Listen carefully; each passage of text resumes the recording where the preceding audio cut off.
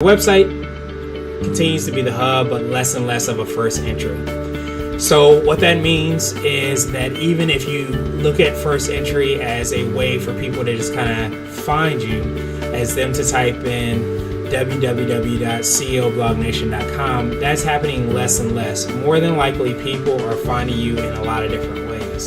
So that's why the website, while it might be your hub, it's not going to be the thing that's actually fishing for you, so to speak. It might be where you reel people in at, but it's not going to be what's actually going to attract people. Now, things on your website could do that.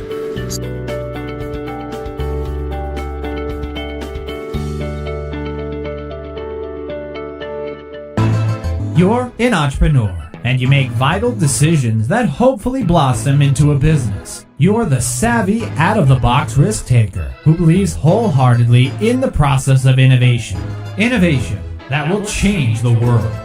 This is CEO Chat with Gresham Harkless, and you're about to embark on a journey through the awesome world of business. Gresham is the epitome of drive and desire as he works to help support small businesses and entrepreneurship. And you're about to learn from this entrepreneur how you can improve your odds of success in the business world. Welcoming the host of CEO Chat, here's Gresham Harkless.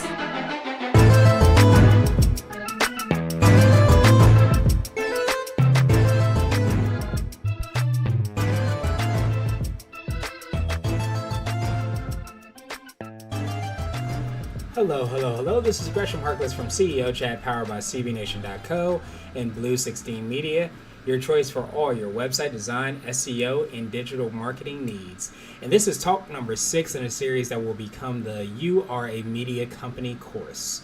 And the next 2 editions will focus on the website and why it's important and the result and what role it plays in your digital marketing strategy. Now today I'm going to speak about the future of the website. And as I spoke about before in chat number 2, I would argue that the website is the foundation of your digital marketing strategy, aka your digital storefront.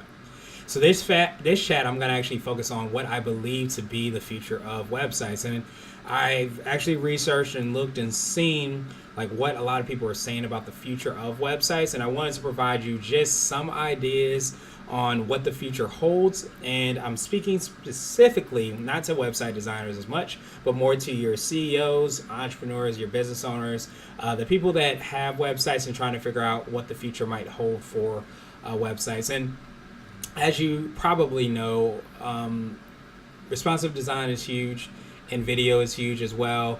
And I'm going to look a little bit farther beyond those current trends towards things that may align and have some synergies with some of those trends that we're experiencing now, but can kind of push you a little bit further down the line so you can think a little bit more in advance about like what you should do from a digital marketing perspective. Now, as I started most of the chats related to the website, the definition of a website is a connected group of pages on the World Wide Web, regarded as a single entity, usually maintained by one person or organization and devoted to a single topic or several closely related topics. Now, what is the future of websites? So, first and foremost, the fact of the matter is digital marketing is fragmented, and so is the website industry. So what does that mean? That means that WordPress, which I'm a big proponent of, is the quote-unquote leader of the website market, so to speak. So in other words, more than 20 to 30%, sometimes those numbers shift and they adjust, but you're looking at about 20 to 30% of the internet is powered by WordPress. So that basically means that WordPress is probably one of the most attractive ways and the most popular ways to build your website. However, website builders are starting to build steam. So when you're thinking of website builders, you're thinking of a form of WordPress, which I'm going to get and go in more depth about in the next chat that focuses on digital, on the websites and the importance of it, which is chat number 68. But for website builders, you're talking about WordPress.com. You're talking about Squarespace, Weebly, Wix, And there's a host of other ways in which people can build websites. So speaking in regards to the future of websites, you're going to continue to see more and more people and more alternatives for building your websites. So, and most of these are going to be website builders because each of them are usually built to kind of mass produce websites. And you're also going to see companies and organizations, like you already see Google, as they have Google sites. And you're also probably going to see companies like Facebook, even though they have Facebook pages, maybe something even more related to the building your website, or at least having your domain be directly related to a Facebook page. I really see the future of that because more and more people are trying to take a portion and a piece of that pie, so to speak, and make it easy for people to develop their websites. I can even see Facebook actually have an opportunity for people to develop websites within their kind of ecosystem or their software.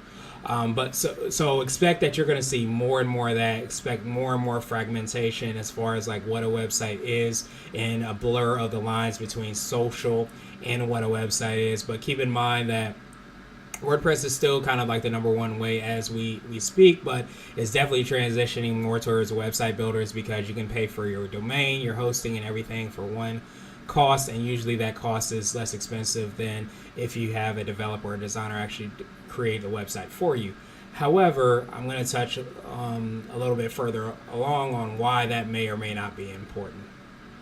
The next thing, number 2, is that websites is less of a thing to just have, but a thing that you want to have for a very specific purpose. And I talked about this in a lot of the chats, and you hear me say this often, is making sure that you have a strategy for why you're building your website and making sure there is a reason for what it is that you're doing. So there's still a good portion of business owners and entrepreneurs that do not have websites. So those people definitely want to make sure that you think about getting a website. But when you think about it, make sure you have a very specific purpose. And the reason that ties in, and I spoke about it before in chat number 64, is because you really want to make sure that you're very strategic about why you're building your website. So that will help you understand, can I and should I build a website with a website builder? Am I building an e-commerce site? Maybe I'm going to use a Shopify website builder because it's less expensive for me to build it rather than for me to hire a designer and a developer and build it on WordPress or Drupal or however you might want to build your website, your e-commerce site. So you really want to think strategically about that and think strategically about what the goal is, what the purpose of the website is, and help you to kind of figure out how you can kind of distinguish yourself, because oftentimes with these website builders, usually it's harder for you to kind of distinguish yourself. So that's where you might have to bring in a designer to give you a different look and feel on that same platform, or have a designer / developer that is able to kind of do both on another platform that's completely different. So I already touched on a lot of different ways in which you can use your website for a specific purpose. One thing I wanted to touch on was progressive web apps, which PWAs. So those are like if you go to Lyft or you go to Starbucks, where websites are not just a brochure anymore, they're an actual application and they serve a very, very specific purpose. So that's definitely where you're seeing, a lot of the websites move. And the reason for that is what I'm going to touch on a little bit later, is because these websites are essentially an experience. It just so happens that they might be a mobile first application. And they develop the website to kind of pattern that, or they want you to have an entirely different experience on when you're on your desktop or on the actual website itself. So that's a big thing. Number 3 is chatbots will continue to be big to engage with visitors. This is going to tie into what I speak about with user experience later on. But if you've started to notice, most sites that you go to, you'll be able to actually chat and have a conversation with somebody. They'll be able to find out exactly like what you need help with. The reason for that is, again, it all kind of ties into this idea of experience, because what you want to do to try to set yourself apart from your competition, if you have a yoga studio or if you're a dentist, is you want people to kind of engage with your website. When you go there, you want them to be able to have a conversation with somebody. Because again, there's this shift that's been happening for years, and that shift is towards your website being your digital storefront. So imagine if you go to a local retail store and you're looking for something and nobody ever speaks to you. You're looking from aisle to aisle to aisle and no one ever says, hey, can I help you out with anything? That's the concept behind these chatbots. And it's a way for people to kind of engage with you, to figure out how they can help you out, to provide a great experience. So I think you're going to see more and more of that, and probably on a more engaging level, where people are not just going to have these automated chatbots, but you're actually going to be able to have a conversation with somebody so you can figure out exactly how you can help them. Because when I go to your website, sometimes you might be looking to buy, or sometimes you might be looking for something very specific. And rather than you get frustrated as a user, just as you would be frustrated if you went to a retail store and you couldn't find what it is that you were looking for and nobody even asked you, it's the same experience online where yes, you're spending time online, but you're not having a good experience because you're not finding exactly what it is that you're looking for. So that's something that I see that's going to be even larger, is going to loom larger, is kind of creating that experience where you're going to be able to go to a website and have a conversation with somebody. And even though if the website is optimized, if the way that you came on is the correct way, if you typed in something in a search engine like Google and it led you to a specific page, you should be able to find exactly what it is that you're looking for. But if that doesn't happen, you still want to be able to say, hey, there's a live chat option and I can speak with somebody and they can tell me exactly how I can find what it is that I'm looking for. It should be no surprise. Number 4 is mobile. And even though screens are getting larger and larger, they're not as big as the desktops, at least I haven't seen yet. So I believe that what you're going to see is definitely a more simplistic design and a push towards convenience. You're seeing it now. You're going to see it even more and more and more. I think some of the more maybe advanced websites kind of understand this, where they make it super simple for you to take action on whatever it is that you want to do. A lot of people use this in like sliders or different ways for people to basically go to their website on a mobile device and be able to click to call or click to schedule a consultation or something very quick and easy that somebody can do. And that, relates to the overall design, where you're seeing that simplistic design and you make it easy for people to buy if you have an e-commerce site. But another big factor is speed. So the speed of your website, especially from a mobile standpoint, is going to be increasingly important as it becomes more and more competitive, as technology continues to grow and it becomes faster and it becomes easier and faster for us to kind of get the information that we want at our fingertips. Speed is going to be even more important. So just pretty much visualize this as the Olympics, where you're trying to continue to train your website like you would train your body so that you can be faster and be better and provide that information as quickly as possible to your target client. Because just like very few people like to wait in line for Black Friday specials, they also don't want to wait in line for your website to load to try to find the information that they're looking for. So make sure that you're taking that into account, and don't think that that's going anywhere, largely because of the importance of the mobile device, because of the speed of the technology by which we're using. Speed is going to continue to become something that's very, very important. And on the other hand, number 5 is related to security. That also will be more and more important as we go on, and it's going to be something that a lot of people will have to consider. So it's not going to just be design, it's not just going to be development, it's also going to be security. So how can you make sure that, especially people that are giving their information away, that it's done in a secure environment that's available?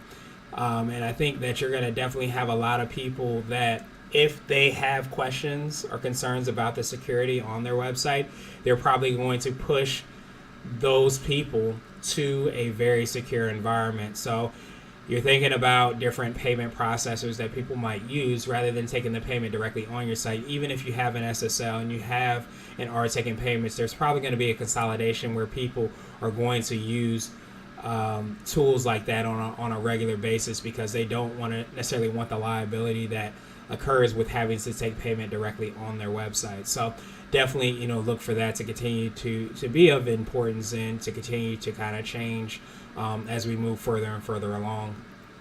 Now, number 6 is probably one of the longest things, just because it includes so many different factors, and that's overall user experience.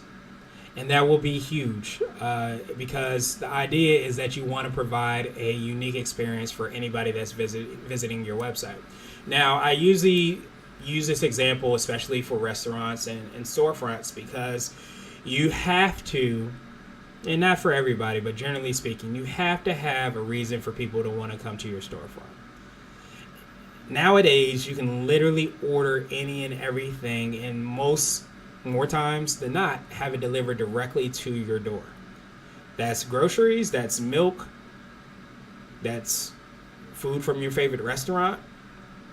All these different places allow you to just basically pick up your phone, download an app, and they'll deliver it directly to you. It doesn't matter what the restaurant is. More than likely, you'll be able to kind of get it delivered. And more than likely, you'll be able to do it from an app. So what does that mean? That means that if you want people to come to your storefront or your restaurant, you have to provide a great user experience. So there has to be some special thing that I'm going to see there that I would not be able to see unless I went there. Now, what does that mean from a website perspective? As it becomes more and more competitive, and it already is competitive and it's becoming more competitive, you must have a good user experience when people come to your website. It must not just be a website just for the sake of it. You want to think about what's unique about coming to my website. What would draw people there? Now, that is way beyond this concept of we provide quality service, so people are going to just come to our website just because. You really want to think about what type of value and what type of information that you're providing, and why that person will go to your website over going to somebody else's website. So it's something that you really want to try to keep in mind. And just as some ideas behind that are providing a lot of customization. I think the live chat feature and the chatbots that are on websites provides some of that, because it provides an opportunity for somebody to have like a conversation with somebody directly on their website. So they don't have to directly call you. They can have that conversation directly on their website. And if you want to figure out like companies that really do this well, look at your Googles, look at your Facebook, because a lot of times you have to really fish to find like a phone number or a way for you to call people, and that's because their user experience is so kind of automated and set up that they can provide really quality value without even you having to sometimes even pick up the phone. Now they do obviously have ways for you to pick up the phone, but depending on what it is that you need help with, you may be able to find that information prior to that. You may be able to just click a button when you're on the website for help, and a chatbot pops up and is able to kind of answer some of your questions. And if those questions aren't answered, then of course they can direct you to the right place or help you out in some way. So the idea is that you're providing a great user experience. And I also expect a lot of integration with tools like AI tools, artificial intelligence tools.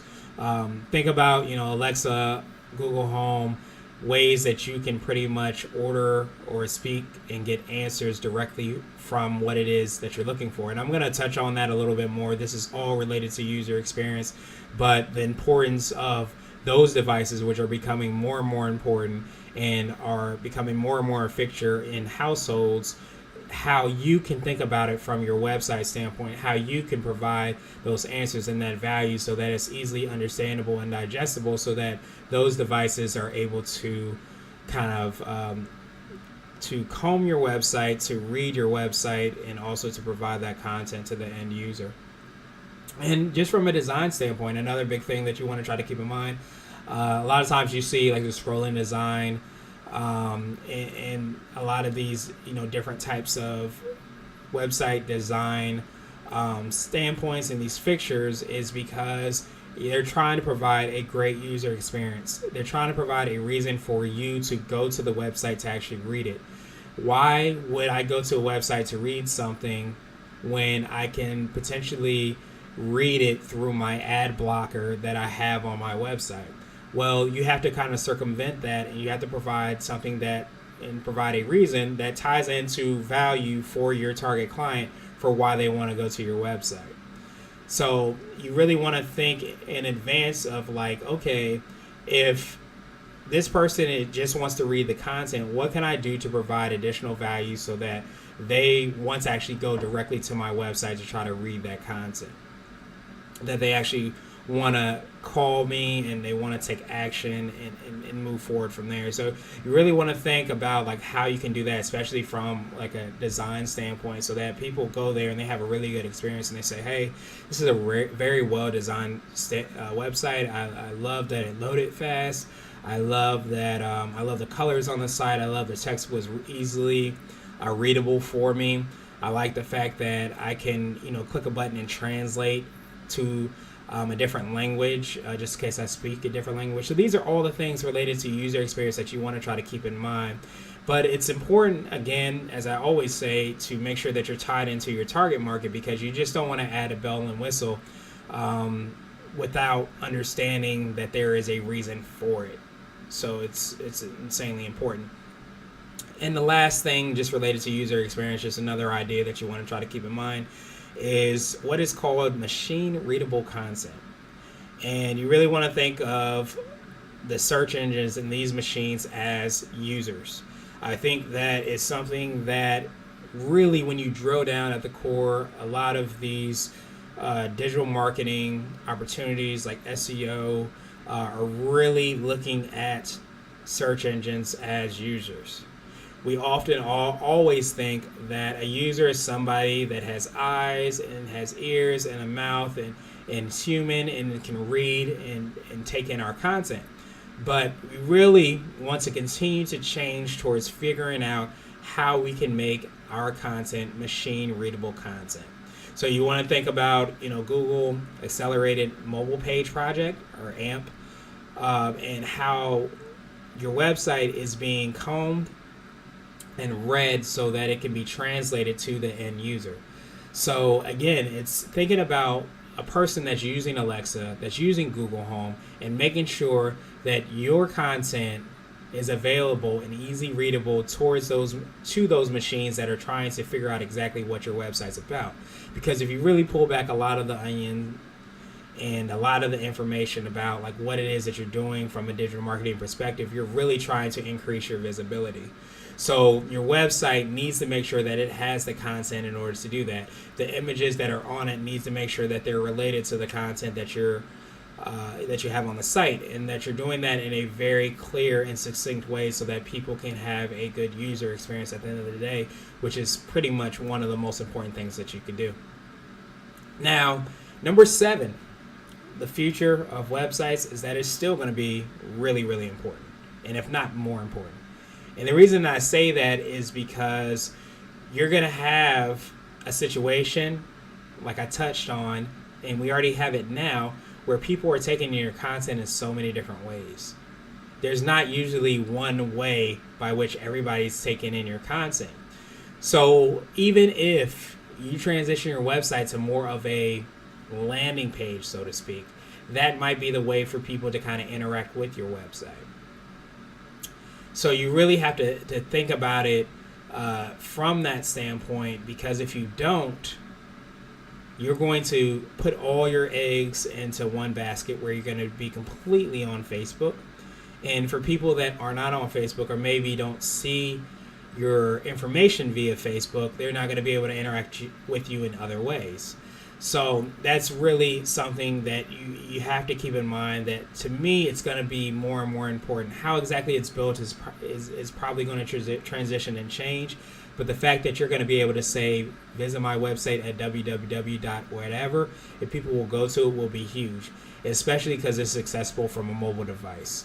So unlike other platforms where you had to look at it in one way, it's still going to be important to some degree. But I think I'm going to touch on maybe one of the ways that it might completely change and completely shatter. But for the short term, which we're talking about the next few years for sure, website's definitely going to be more and more important.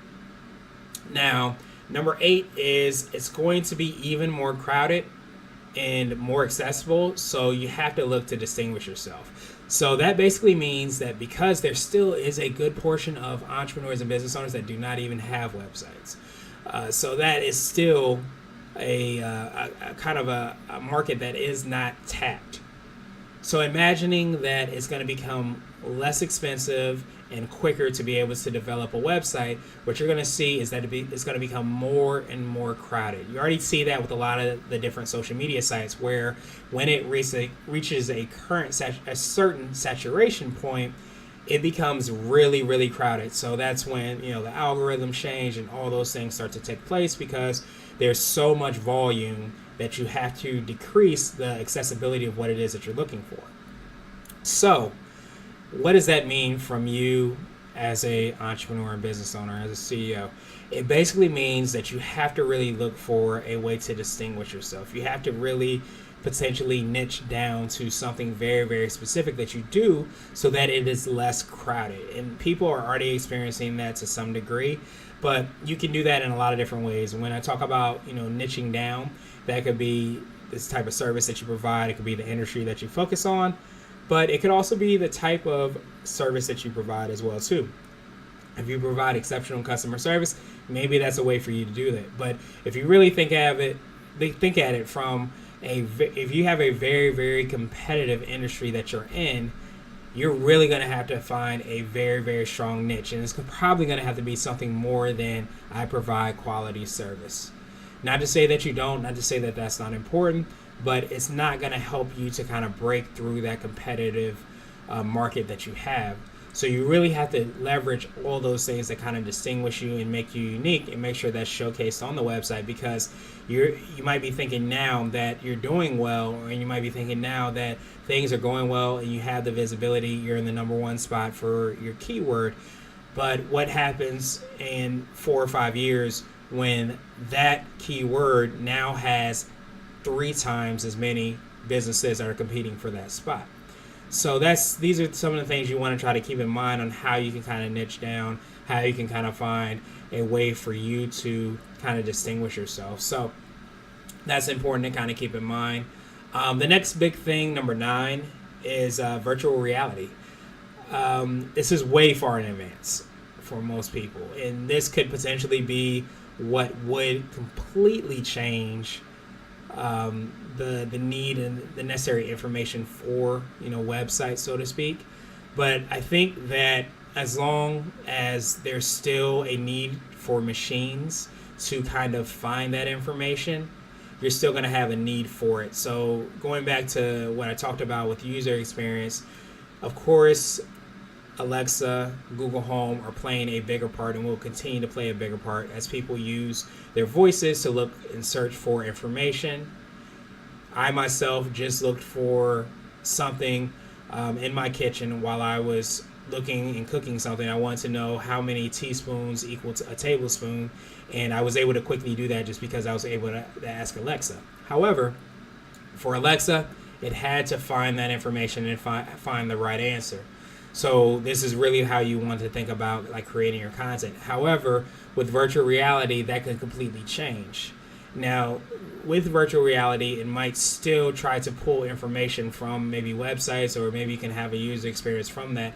But that could be the potential game changer, because if everybody is really looking at and creating a virtual environment for what it is that they're looking for, then that would be probably one of the big things that could shift from a website. But for the time being, that's a lot further down the line, but it's something that I wanted to mention because I think you will have the incorporation of that into websites. You're going to have, again, tying into that experience, having a virtual reality experience, because it may not be the primary way that people want to interact, because generally speaking, depending on who your target market is, they may interact and find you from a website and maybe provide a virtual reality experience in some way.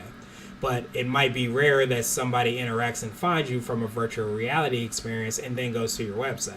So that's, one of the big things you try to keep in mind, is that websites are still fairly common as a way for people to find you, and that shift is going to have to be really far down the line when that's not going to happen. So generally speaking, for most CEOs, entrepreneurs, and business owners, you're still not going to see any big issues. But keep in mind that you could way down the line see something like that, and not tremendously down the line. So don't think that it's not going to happen in your lifetime. But just keep in mind that these are things that might be the future of websites. And lastly, like I mentioned before, and I just wanted to kind of reiterate and hammer home, your website continues to be the hub, but less and less of a first entry.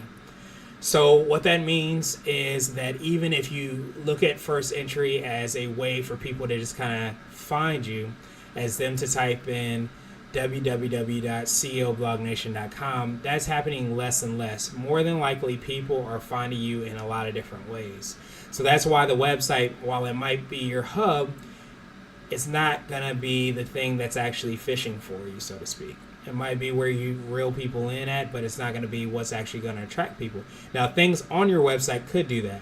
So optimizing your website from a search engine standpoint, again, can help out. But keep in mind that when you're doing that, people are not actually finding you directly. They're finding you through Google, or they're finding you through a Facebook post, or maybe somebody retweeted something that you posted on Twitter, or maybe you have a Snapchat and you have it set up to where somebody can directly click through to find what it is that you're looking for. So again, these are mediums by which people are interacting already, and you're taking them to where you want it to be. So expect that to continue to happen. Expect people to find you less and less likely through your direct website URL. So what I mean by that is, even if you have a company name, sometimes people will not remember exactly how to type in your company name unless it's super simple for people to type in. So what they might do is type your company name into Google. Sometimes I even see people that actually type the website address into Google as well too. So just keep in mind that because people are so ingrained on how to find and use these tools, and are using so much time and spending so much time on these platforms, that often your website will not be the primary way by which you lead people. However, keep in mind that it is a platform that you control a lot more. Not completely, but you control it to some degree. So it's something that you want to try to keep in mind. So those are the 10 things that I wanted to just kind of touch about the future of like websites and the role that it plays, and things you should try to keep in mind. If you agree or disagree, I would love the opportunity to hear from you and have a discussion. That's what all this is about. I think it's definitely still something that's very, very important in my mind, and definitely for the next couple of years it will continue to be important. But I think it's even more important that you are very, very unique with how your website's created and what role it plays, because you don't want to basically compete with the masses for your target market. So again, definitely make sure that you check out chats number 56, 58, 64, and pay attention to those things so you can learn a little bit more about the websites and some of the things that I discussed in previous chats. But as always, I'll see you next week. I'm going to have an interview as well. And then for chat number 68, I'm going to dig a little bit deeper on websites and talk specifically about WordPress and why it's important. So that's it. This is Gresh signing off. Please be sure to sign up for the course when it goes live. You can fill out the form at urmedia.company.